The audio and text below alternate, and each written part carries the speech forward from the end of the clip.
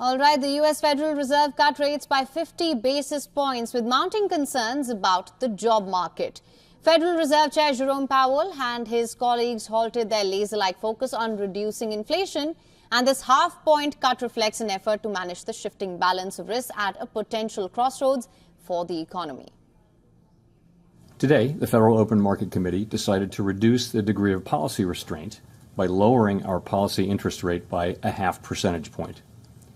This decision reflects our growing confidence that with an appropriate recalibration of our policy stance, strength in the labor market can be maintained in a context of moderate growth and inflation moving sustainably down to 2%. Powell suggested that the best way to reduce the likelihood of a recession would be to start unwinding its unprecedented tightening campaign with a big move while the U.S. economy is still strong. He was cautious, though, about committing the Fed to a similar pace moving forward.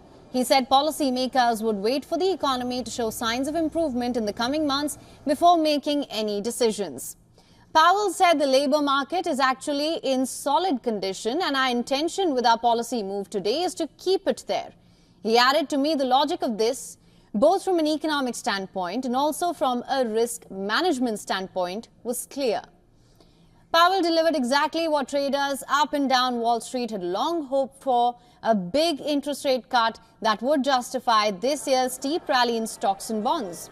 Stocks, especially those of economically sensitive companies, briefly surged Wednesday, driving the S&P 500 up as much as 1%. The prospect of easy money ahead initially pushed up speculative assets like crypto. Yet, by the time the trading day ended, the gains fizzled as the more sobering economic and market realities sunk in. William English, a former division director at the Fed's Board of Governors, said, I'm quoting here, the half-point rate cut reflects an effort to manage the shifting balance of risk at a potential crossroads for the economy. He added that turning points are hard, they are hard to judge, and data is complicated.